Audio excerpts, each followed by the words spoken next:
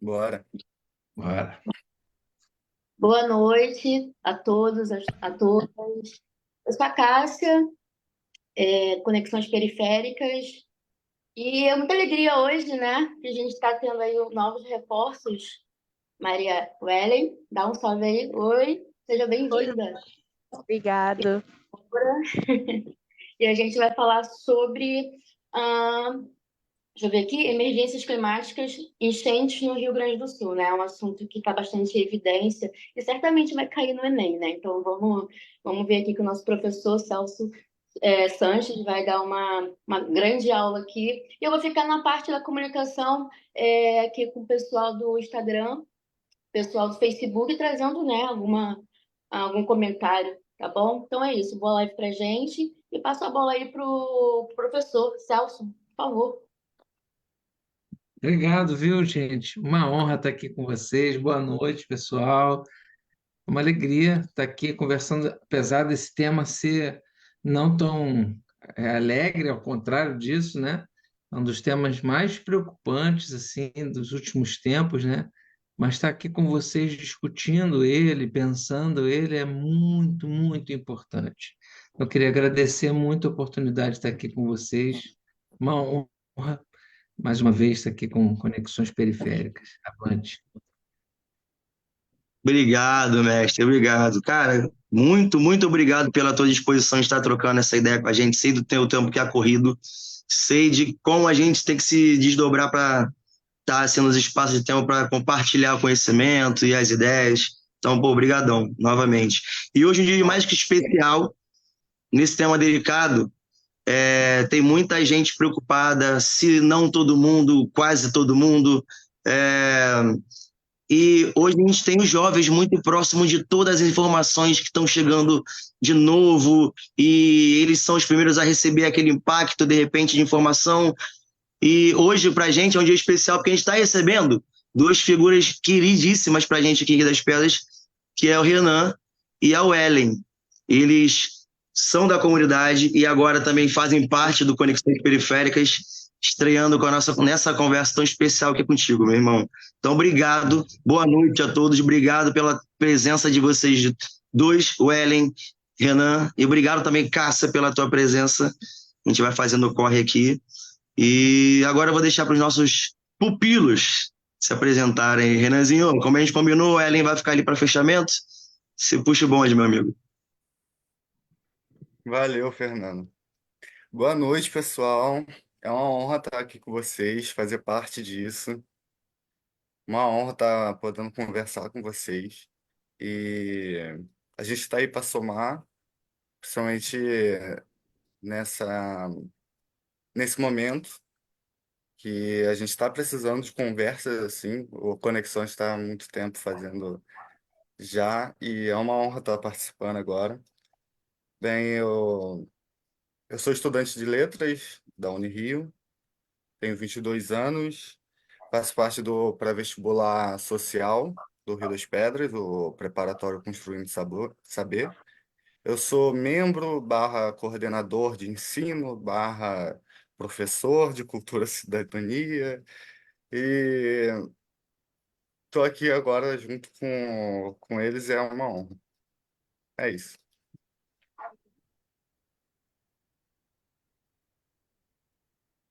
Pode falar, velho.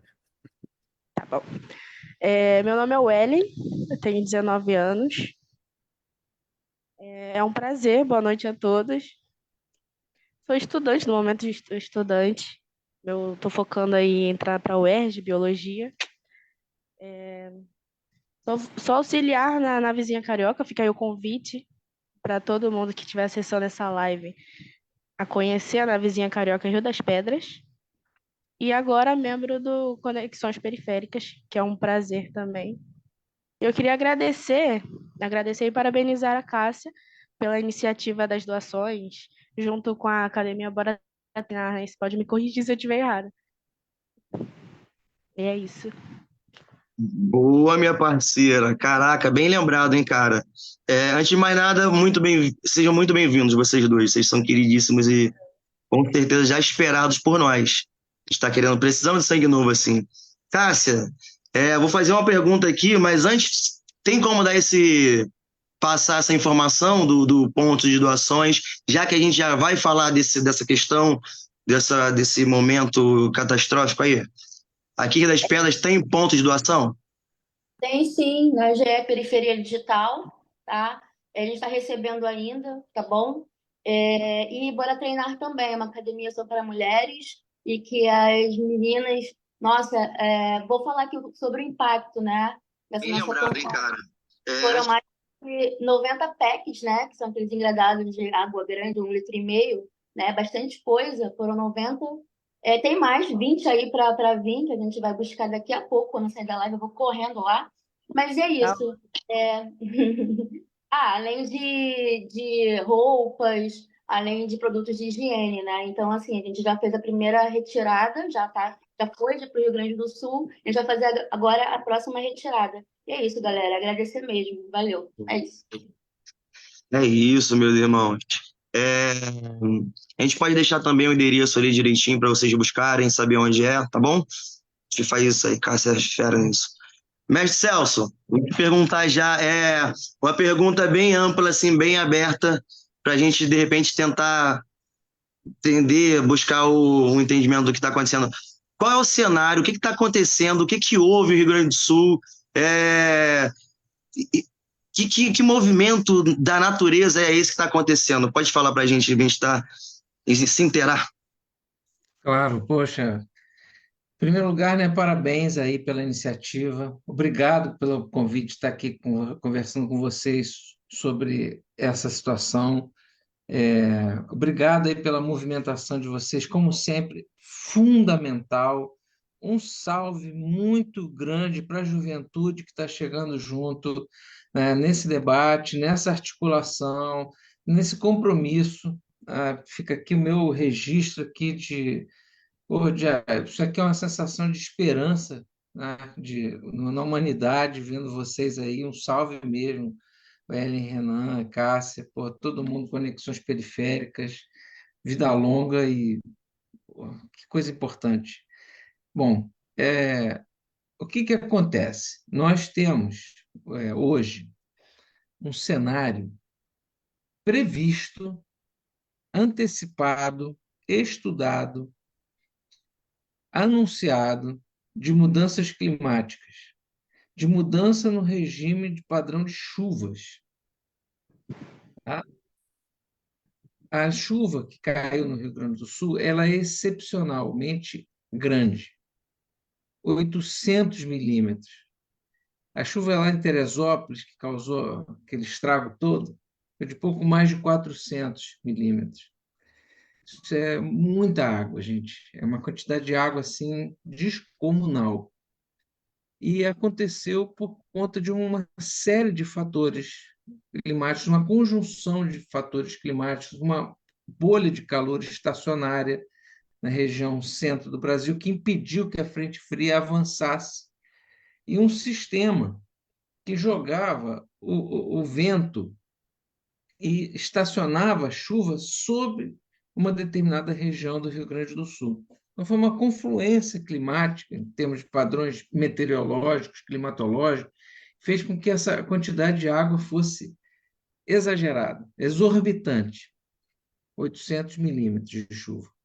Fora que a geomorfologia do Rio Grande do Sul, ou seja, a característica geológica, a morfologia e a geologia do Rio Grande do Sul, com serras, com um pampa, com uma planície, com vales, né, como o Vale do Taquari, onde escorrem os rios de uma serra e escoam por uma lagoa, um sistema lagunar, um rio que é uma lagoa, né? Se olhar de cima, o rio é uma lagoa, com uma área de alagamento já natural muito grande, como é a própria Lagoa dos Patos, com uma saída muito estreita, numa região chamada, no município chamado Rio Grande, no Rio Grande do Sul, por onde a água dessas lagoas, desses interligadas, escoa para o mar. Além disso, o padrão de ventos e marés está impedindo ainda o escoamento mais veloz dessa água. Então, a condição geomorfológica do Rio Grande do Sul, a maneira como o Rio Grande do Sul foi se formando ao longo dos milhões de anos, tudo isso, somado à situação climática global, tornou o Rio Grande do Sul um território extremamente vulnerável a mudanças climáticas. Acentua-se a isso o fator humano. Nos últimos anos, o bolsonarismo estimulou o antiecologismo, que já vinha antes, tá? Ele vinha já promovido por um senhor chamado Aldo Rebelo, que tinha feito a mudança do Código Florestal. Já vinha antes, lá por volta de 2008, 2009, um desejo de se organizar no Brasil de forma orquestrada, bem organizada mesmo, o desmonte das políticas ambientais brasileiras, que tinham sido conquistas fruto do movimento ambientalista e foram conquistas muito difíceis a partir de 92. Foi preciso o mundo inteiro chamar a atenção do Brasil em 1972, 73, em relação aos níveis de desmatamento absurdos, fizeram com que o Brasil, pela primeira vez, tivesse alguma legislação ambiental. Então, o Brasil já foi alvo, lá no passado, 1972, 73, de olhares internacionais do mundo inteiro sobre a maneira como a gente devastava a natureza. Recuperamos isso com a Rio 92, as legislações ambientais. Eu posso assim marcar alguns momentos importantes, eu acho que isso vai ser interessante para a gente. 1981, a Política Nacional de Meio Ambiente, a nossa lei que estabelece, por exemplo, o CONAMA, o Conselho Nacional de Meio Ambiente, é de 1981. Só que, veja só, durante o período Bolsonaro, o CONAMA foi totalmente desmontado. Tive até a oportunidade de escrever com a Juliana Pamplona, a professora Cristiane lá da Rural de Universidade Federal Rural, como é que foi o mecanismo de desmontar o CONAMA e como é que isso facilitou o desmonte das políticas ambientais brasileiras durante o governo Bolsonaro. A boiada passando. Como é que foi o mecanismo para a boiada passar? Não bastasse isso, nós tivemos, depois de 81, uma série de conquistas, lei de crimes ambientais, Política Nacional de Unidade de Conservação, Política Nacional de Recursos Hídricos, Política Nacional de Educação Ambiental. Todas essas políticas sofreram imensos ataques ao longo dos últimos 4 anos do governo Bolsonaro. E antes ela já vinha sendo atacada, como foi a reformulação do Código Florestal Brasileiro, lá por volta de 2011, 2012. A partir de 2009, mas intensamente 2011, 2012.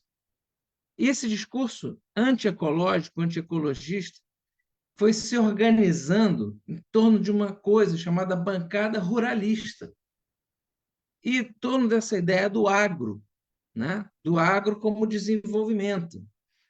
E que botou os ambientalistas, os ecologistas, como inimigos da nação, como chatos, como pessoas anti-desenvolvimento, antinacionais, enfim, uma série de besteiras que colaram num determinado setor da política brasileira à direita. Uma dessas pessoas que aceitou esse discurso foi o atual governador do Rio Grande do Sul, o senhor Eduardo Leite, que durante o período de governo dele foi flexibilizando as legislações ambientais do Rio Grande do Sul. Quase que eu faço um ato falho, digo Mato Grosso, porque isso acontece no Mato Grosso, neste momento, no Mato Grosso do Sul, em Goiás, né? As próximas vítimas de mudanças climáticas. Atenção, estou fazendo uma previsão aqui, hein? Teremos novas vítimas de mudanças, de devastações ambientais, climáticas, no curto prazo. estado de Goiás, Mato Grosso do Sul, Mato Grosso, Roraima, Rondônia, estados que foram flexibilizando legislações ambientais. Nenhum deles foi tão dramática a flexibilização quanto o Rio Grande do Sul, onde em torno de 500 legislações ambientais foram flexibilizadas ou desmontadas ou descaracterizadas, e bastaram essas mudanças para que houvesse uma aceleração assim, quase que exponencial da ocupação humana em determinadas áreas, nessa conjugação extremamente vulnerável da geomorfologia do Rio Grande do Sul, nessas áreas alagáveis e nessas áreas que deveriam estar sendo usadas para reflorestamento, revegetação, deveria estar se pensando um planejamento ecológico, ou o que a gente chama o zoneamento ecológico econômico, que o Rio Grande do Sul negligenciou completamente. Então, essa tragédia não é só uma chuva de 800 milímetros. Ela é a conjugação de uma chuva intensa, prevista, percebida, anunciada, estudada, analisada, junto com uma série de políticas desmontadas de desrespeito do uso da terra, de falta de política de habitação, de falta de garantia do direito à terra, de fortalecimento da monocultura, do latifúndio. Tudo isso conjugado levou ao quadro dramático que a gente está vendo hoje. É mais ou menos por aí. Celção, eu visualizo a sua, cara, a dissertação aí sobre essa situação interessantíssima. Eu visualizo um cenário geográfico assim, não igual, talvez, mas semelhante aqui com a gente. Eu estou falando besteira.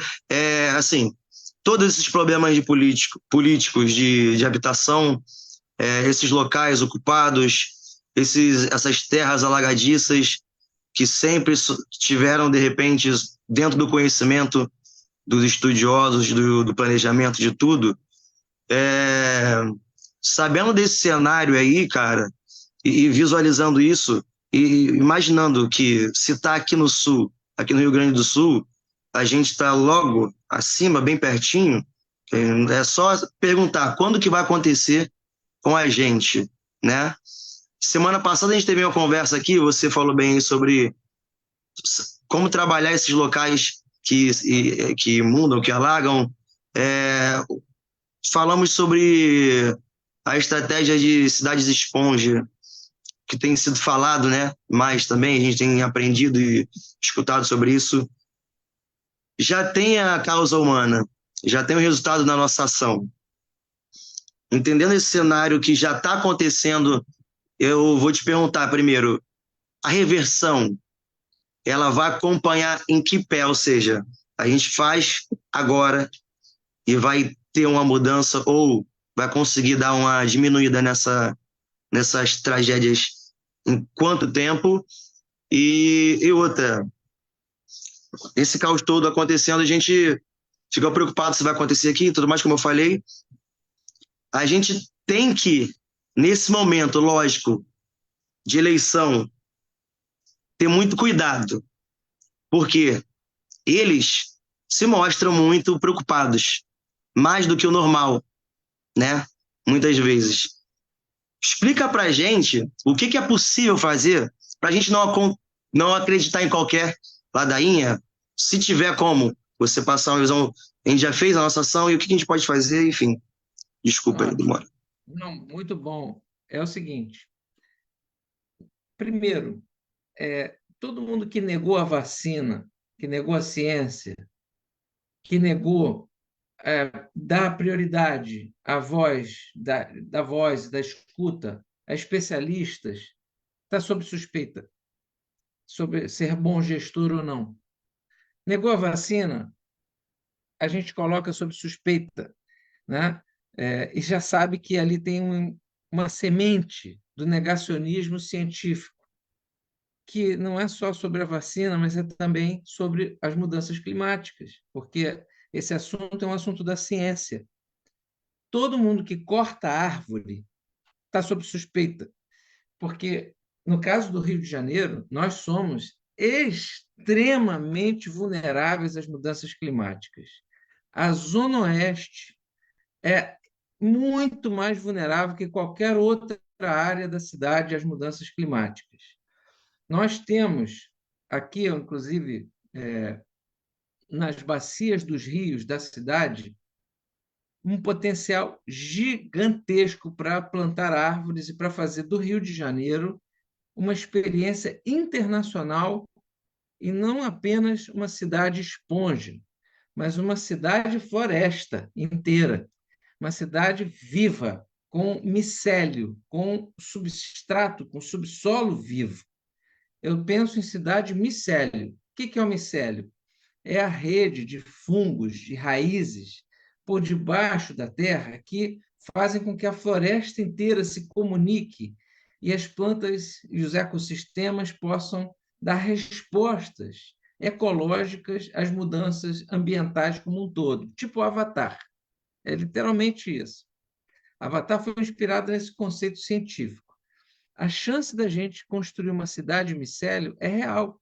Recuperar rios como o Rio Maracanã é plenamente possível. Transformar o Rio Maracanã na Tijuca, Vila Isabel, nessa área da Praça da Bandeira, que foi uma das áreas mais críticas de inundação da cidade do Rio. Durante muito tempo, até eles construírem piscinões, que têm uma vida útil de no máximo 25 anos, com as chuvas que se previam antigamente. Com as chuvas que estão caindo, essa previsão deve ter diminuído, ainda tem que se estudar isso, transformar toda essa bacia do mangue, né, do canal do mangue, em uma área verde, em um grande parque ecológico, as pessoas morando e respirando floresta, é plenamente possível. A prova disso é o que está fazendo a Aldeia Maracanã, na margem do Rio Maracanã, e já produzindo água ali. Né? Então, olha, aproveitar e mandar um salve para a galera da Aldeia Maracanã, o Cacique Urutau, os parentes que estão lá, grandes personagens. Então, veja só, primeiro passo é a gente ter uma noção de que nós estamos diante da urgência de criar uma cultura político-ambiental, uma cultura ecológica, política, uma ecologia política, uma percepção da dimensão da ecologia política no nosso dia a dia. Isso é um primeiro ponto. Segundo, é começar a reflorestar todas as encostas possíveis imediatamente, já, porque nós seremos afetados por mudanças climáticas.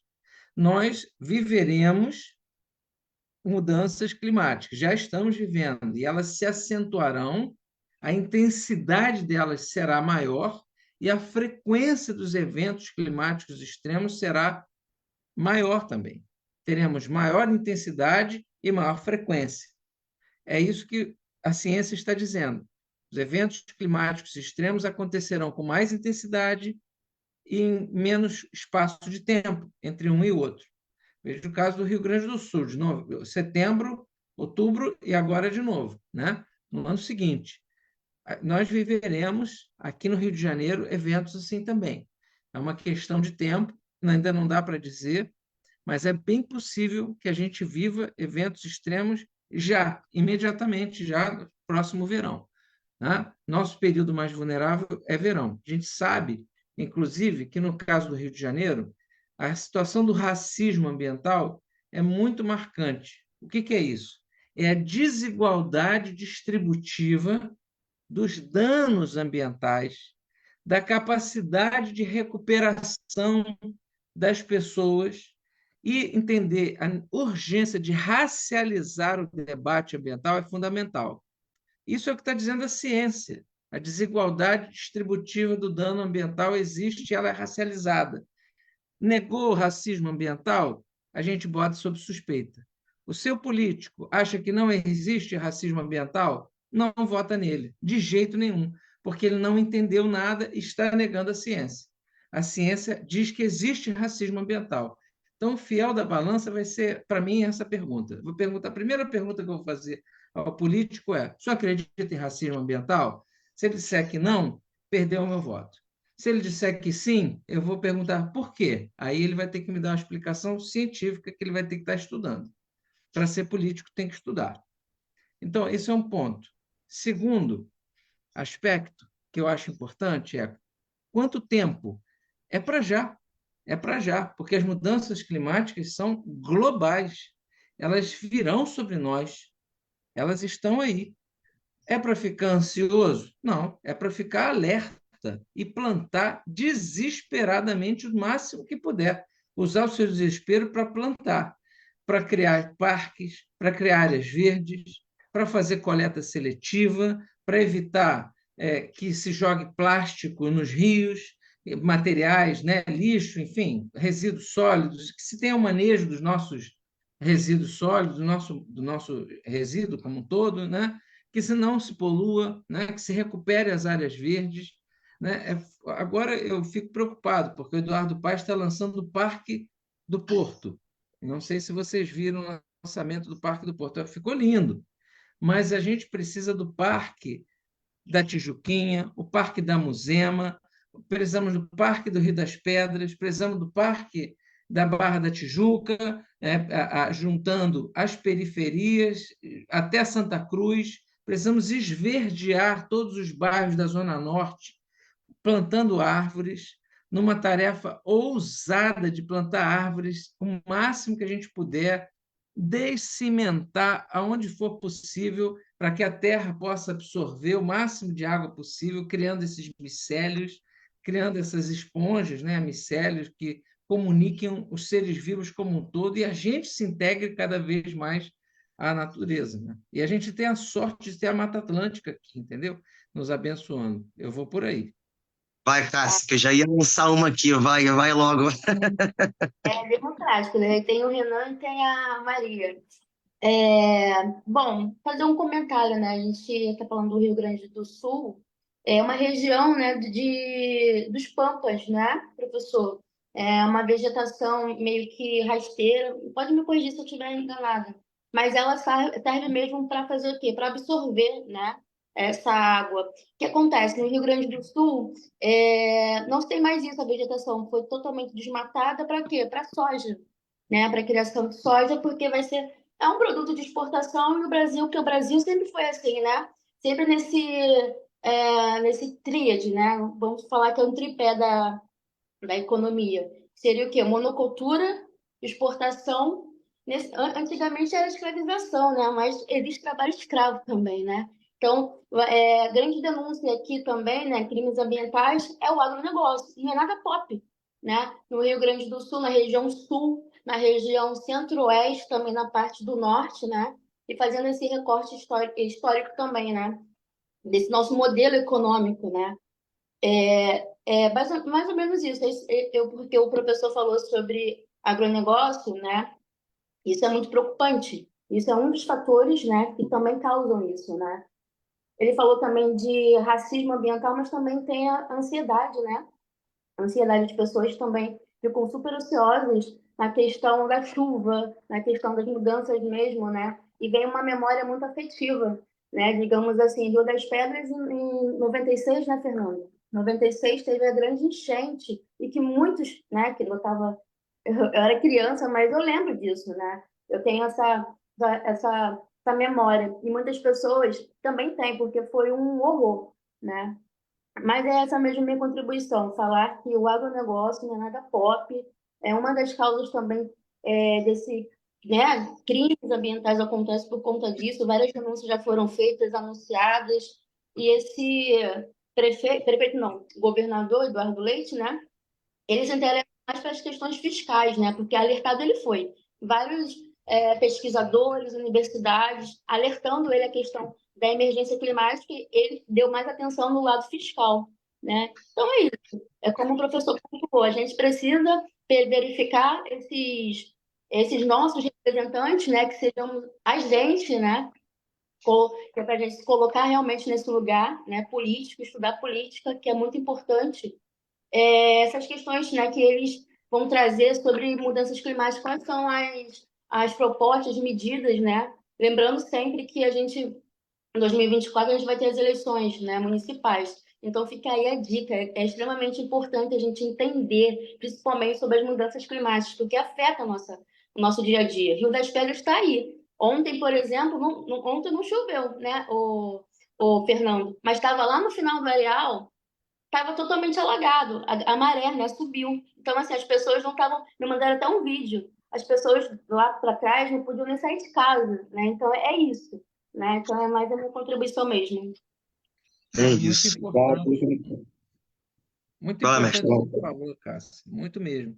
Porque, assim, só aproveitando, Fernando, rapidinho, nos Pampas, né, essa região da Serra Gaúcha, né, e os Pampas, né, são dois biomas diferentes. O Rio Grande do Sul tem uma diversidade de biomas muito grande, e eles estão sendo ainda devastados pela mineração, pelo agronegócio, pela monocultura, pelo latifúndio. Então, a luta pela terra, a luta do movimento dos trabalhadores e trabalhadoras sem terra, por exemplo, agora tem que ser muito ouvida. A gente precisa ouvir o MST, que vem denunciando o latifúndio, onde ele está, né? Precisa ser ouvida. Então, por exemplo, quem é contra o MST, quer criminalizar o MST, não tem condições nenhuma de fazer o debate climático. É a menor condição de fazer o debate climático. É o negacionista também, né? Só que não é só o negacionismo, não é. A gente está lidando com mentirosos, com rede de mentirosos, como o senhor Eduardo Bolsonaro, que foi fazer propaganda, fingindo que estava fazendo alguma solidariedade, filmando as pessoas lá, numa situação de drama, né? Sendo que ele podia ter ajudado mesmo muito, principalmente barrando as flexibilizações do Código Ambiental ou impedindo que o ministro do pai dele, o Salles, passasse a boiada, né? Só que não, ele ficou lá andando de jet ski, fazendo o que o pai gosta de fazer, importunando as pessoas, né? Então, eu fico muito preocupado com essa visão. Agora, do ponto de vista técnico, o Rio Grande do Sul tem muitos biomas diferentes e o Pampa, como você disse perfeitamente, ele é uma área de absorção de água e com a soja, com o latifúndio, a gente acaba perdendo essa característica que esse bioma produz, né? E que é para o planeta todo, como um todo, né? O Pampa é também um lugar de captura de carbono muito importante para o planeta, né? E a gente está vendo ele ser devastado. As matas de araucária também, né? Enfim, outros biomas que o Rio Grande do Sul tem, e que o próprio sistema lagunar super complexo, que envolve a Lagoa dos Patos, o Banhado do Taim, né? Com espécies endêmicas, com muitas variedades de animais e plantas que só tem lá no mundo inteiro, né? Só tem lá. Então, proteger os biomas é absolutamente fundamental para nossa garantia de sobrevivência diante da nossa vulnerabilidade extrema. E fica aí o alerta para outra área de banhado ou de pântano ou de região pantanosa, que é o Pantanal Carioca, a Zona Oeste, como se chamava toda a Zona Oeste, Pantanal Carioca. Essa área de baixada, de ecossistemas de baixada, de Mata Atlântica de baixada, né?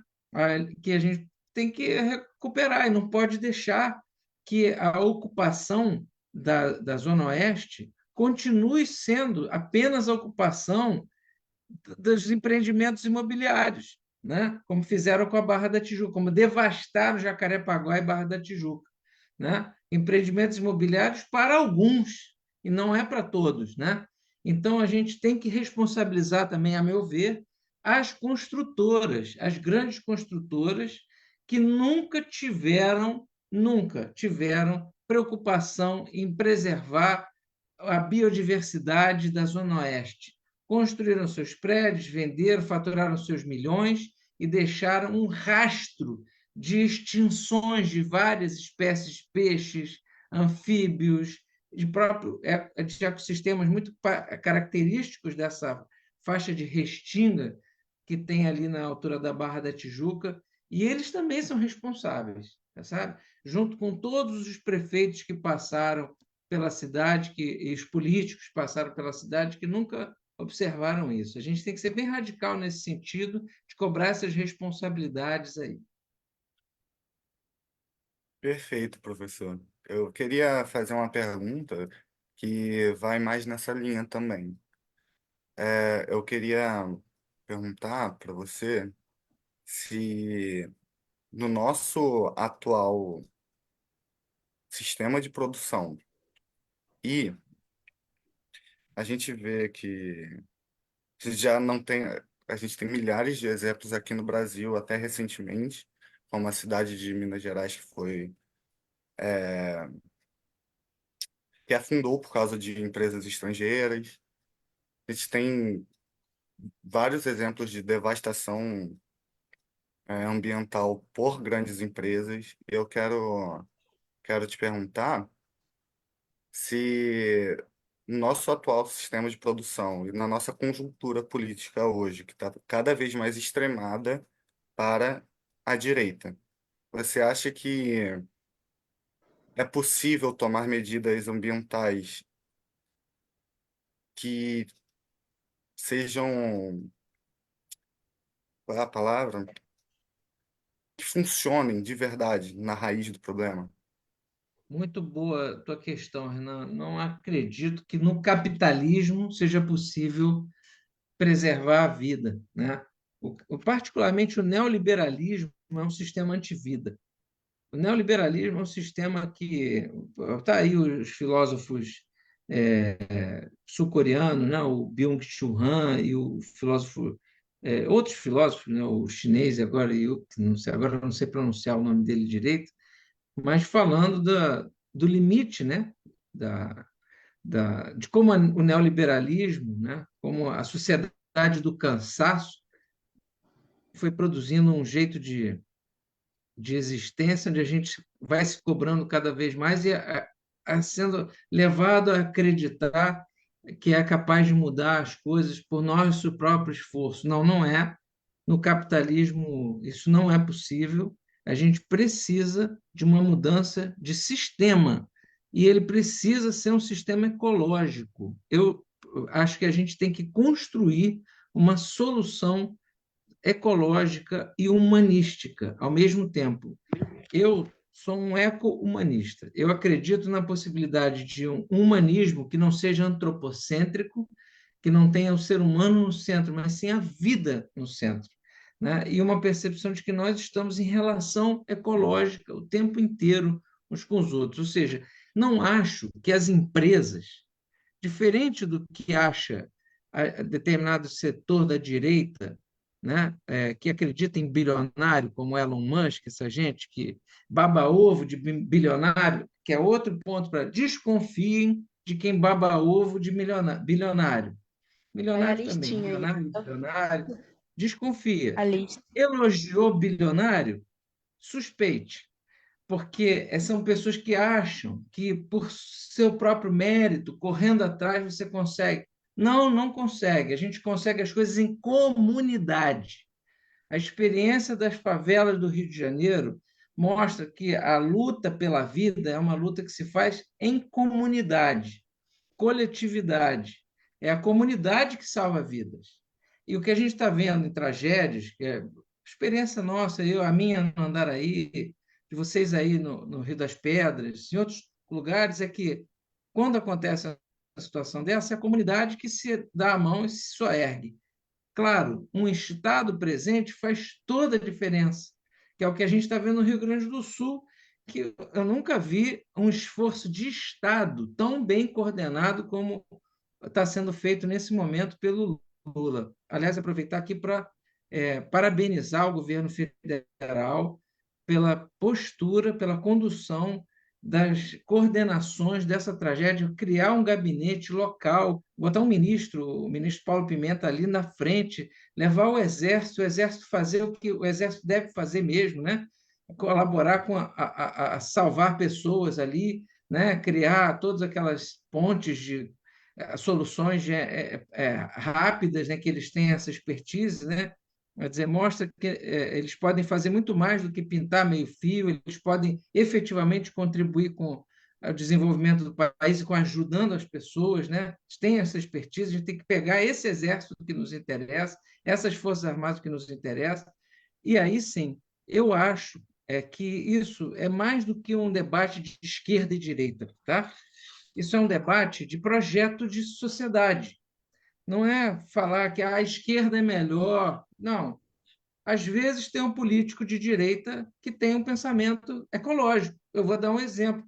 O prefeito de Areal, no Rio, aqui no estado do Rio, o Gutinho, que é biólogo e é super atento. É gestor ambiental, é biólogo, se não me engano, agora me falha a memória, mas ele é atento às questões ambientais e é do campo da direita, mas é uma pessoa que a gente respeita e que vê que está fazendo um trabalho preocupado com a segurança ambiental do município dele. Então, nós temos exemplos, sim. Não é a questão de esquerda, de direita, é a questão de respeito à vida.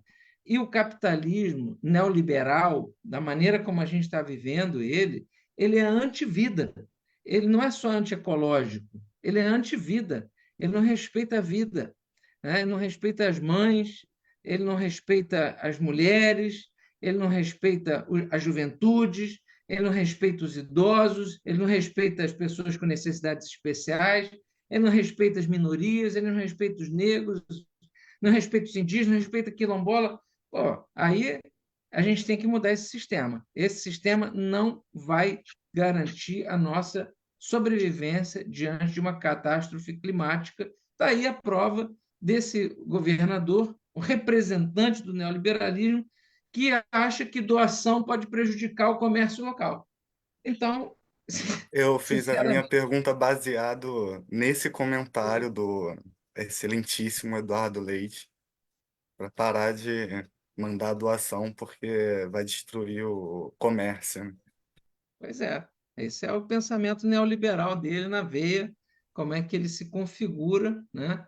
E é uma pena, porque ele foi eleito, né? E a gente tem que reconhecer isso, foi eleito. Então, nosso trabalho é muito importante na divulgação, na comunicação da ciência. Isso que vocês estão fazendo é muito importante. E entender que o povo da periferia, por isso essas conexões periféricas são tão importantes. O povo da periferia, gente, é o que mais respeita a ciência, tá? É o que mais conhece ciência, mais respeita a ciência. Porque sabe que não pode fazer qualquer gambiarra de energia elétrica, que tem experiência com isso. Sabe que tem que manipular o gás com conhecimento, porque tem experiência com isso, pela precariedade. Sabe da importância de ter a coleta seletiva de lixo, que não tem, porque tem experiência com a falta, com a precariedade, sabe da importância do transporte público, porque justamente vive da precariedade, com a precariedade do transporte público, da saúde pública, da educação pública. Então, hoje, o povo da periferia é quem mais pode dizer sobre o que é a importância do Estado na sociedade, né? Qual a importância do Estado, a presença do Estado, né? A gente precisa muito, não haverá democracia nesse país sem ouvirem, escutarem de verdade as periferias. Para fazer democracia, tem que estar na centralidade do processo democrático a escuta das periferias. Eu penso por aí. Eu gostaria de puxar uma pauta. O que a gente, desse lado de cá, assim, tem de tirar de aprendizado do que está rolando no Rio Grande do Sul? E Oh, muito bom. se é correto afirmar que o pior já passou. Se é correto afirmar que o pior já passou. Muito bom, tá? Não, não é, porque agora vem um segundo tipo de problemas, doenças, água contaminada, esses solos encharcados, eles devastam plantações. Então, a própria galera do agro vai sofrer com isso também, né? Eles mudam qualidades do solo. Tem áreas que foram inundadas em outros lugares que sofreram com inundação e que não se recuperaram. O caso de Brumadinho e Mariana, que foi um outro tipo de desastre, viveu mais ou menos essa mesma situação, contaminação, né? No caso deles por outros fatores, mas é um exemplo semelhante, né, do que a gente pode vir a ter com essa segunda etapa do drama ecológico que a gente viveu, do drama socioambiental que a gente viveu, e da tragédia, né, dramática, né, nesse sentido, com um aspecto natural, mas com outro cultural e político, né? Então, não, o pior não passou, agora vem as doenças, a leptospirose, a hepatite, outras doenças de veiculação hídrica, vem a reordenação do território, né? Vem os políticos oportunistas, que são tão perigosos quanto a leptospirose, vem o latifúndio, que é mais perigoso que a leptospirose, né? Vem uma série de formas, né, de ocupar o território com soluções mirabolantes, com contratação de escritórios de advocacia para resolver problemas ambientais, com uma série de soluções que são mais perigosas que doenças e que a água contaminada.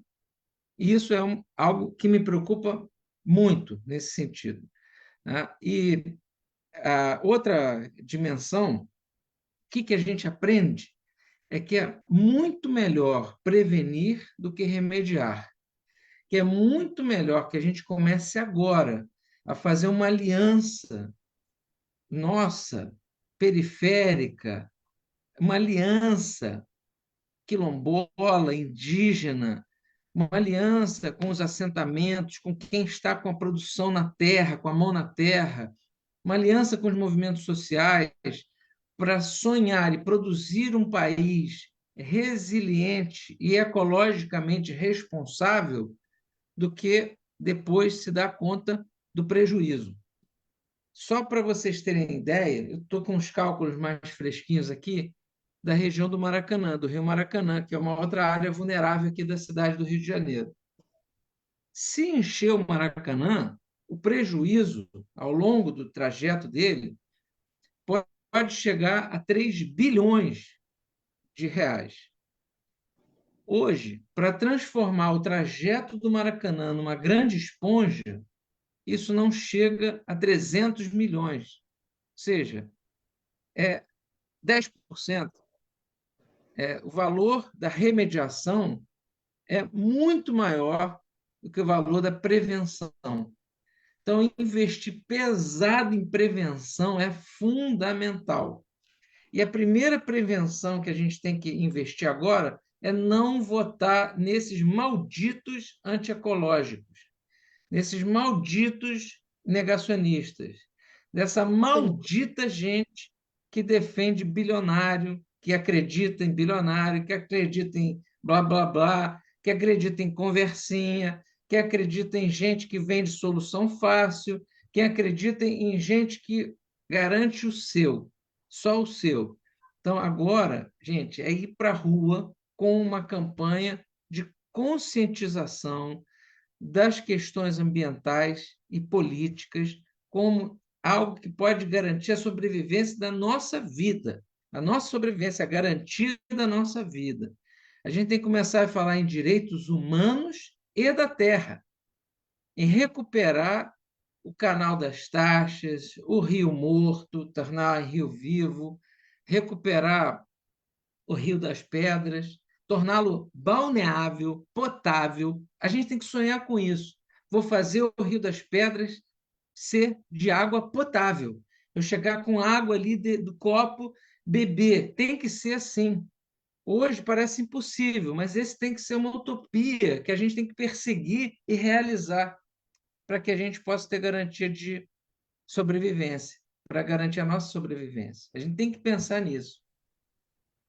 Muito Caraca, bom. man. Fala, Cássia. O papo tá ótimo, poderíamos ficar mais. O professor tem um compromisso, né? Então a gente vai para as considerações finais, tá bom? Fazer essa rodada aí. Mas já quero agradecer o pessoal que está mandando aí mandando boa noite, a live tá maravilhosa. Pessoal do Facebook, pessoal do Instagram, enfim. Lembrando que essa live ela é gravada, ela vai ser colocada no YouTube, tá bom? E o link a gente vai estar compartilhando já já. e o pessoal também do Núcleo Piratininga de Comunicação. Está fortalecendo aí, né, com o Zoom. Essas são as conexões que fazem sentido, né? Coletivo. E é isso. É muito importante falar sobre isso, porque é algo urgente, né? Que são as mudanças climáticas. Prevenir para não remediar. É uma coisa que o professor falou que eu achei interessante, que o valor da remediação é muito maior do que da prevenção, né? Muito maior. Ele deu o exemplo. E eu gosto também de, no final, sempre colocar uma frase aqui que o convidado, o professor, né, fala. Ele vai falando e eu vou pontuando. Aí eu gostei aqui, olha, sonhar e produzir um país resiliente, garantir sobrevivência da nossa vida. É isso aí. Passo para os demais. Vamos junto. Legal.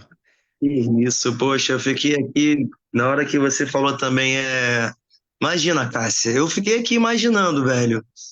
Cara, imagina a gente tornar o Rio das Pedras, Zona Oeste, em uma cidade, uma comunidade, um bairro de água potável. Qualquer lugar que você de repente quiser dar um mergulho, talvez, ali tá daquele jeito, igual a gente, de repente, não sei se a galera mais nova não. Eu quase não peguei, mas ainda tinha onde mergulhar aqui em Rio das Pedras. Cara, poxa, tu quase me fez chorar aqui de nostalgia, vendo essa utopia, essa. Hoje eu visualizo, meu irmão, infelizmente, uma fantasia.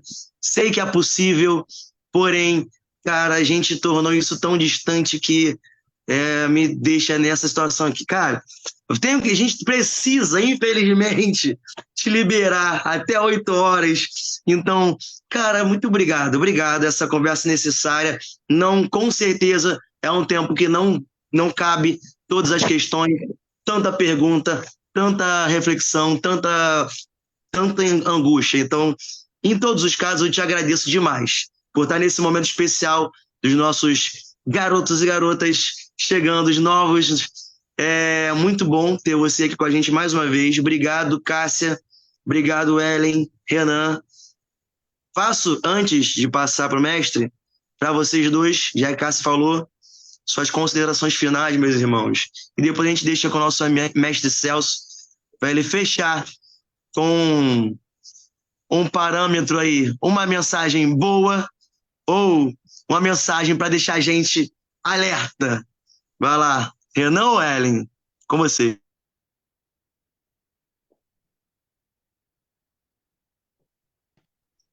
Pode Ellen, ser, puxa o pode bom. ser. Tá. Achei muito importante isso que o nosso professor falou sobre juntos, sobre a força do junto, sobre a força do coletivo. Acho que é essas considerações finais, assim, juntos. Isso aí. Obrigado pelo convite, por tudo. Obrigado, professor. Obrigado, mentor Fernando. Obrigado, Cássia. E parabéns. E é isso aí. Partiu.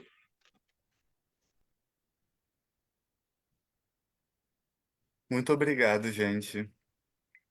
Obrigado, Fernando. Obrigado, Cássia, por estar recebendo aqui a gente. Obrigado, Ellen, por estar começando aqui comigo.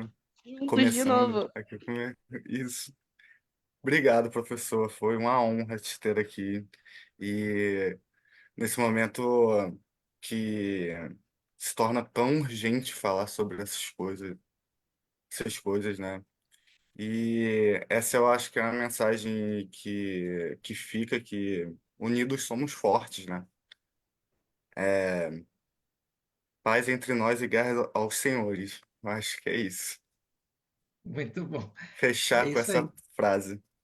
Legal demais, porque eu acho que entre nós tem assim, a importância da universidade, dessa aliança que eu acredito muito entre universidade e comunidade. Convidar todo mundo a acompanhar o GEASUR, o @gea.sur,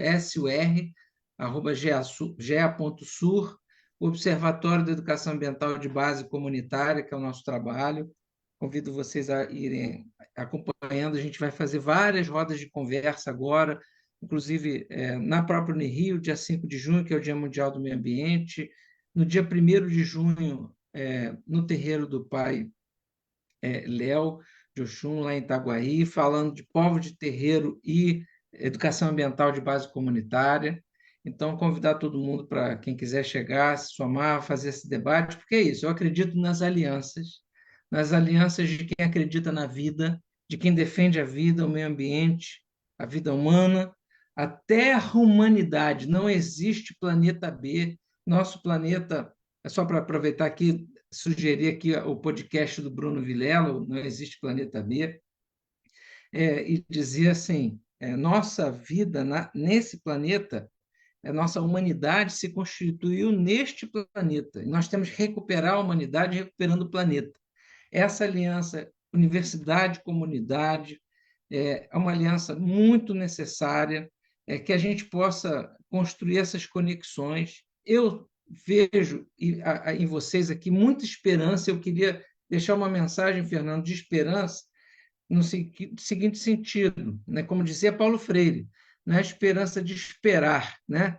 É a esperança do verbo da ação, de esperançar, da produção da esperança, que é o que a gente está fazendo aqui, transformando nossa indignação em ação, né? A indignação em ação, eu acho que é criar uma aliança aqui com vocês para que a gente radicalize nosso humanismo ecológico, nosso ecumanismo, e a gente plante uma árvore em cada esquina, refloreste o Rio das Pedras, seja a primeira comunidade reflorestada da América Latina e do mundo, recupere o Rio das Pedras para que ele seja potável e balneável. Balneável para tomar banho nele e potável para que ele nutra não só a gente com água, mas o mundo com exemplo que é Rio das Pedras para essa humanidade, né? Exemplo de dignidade, de cabeça erguida e de esperançar.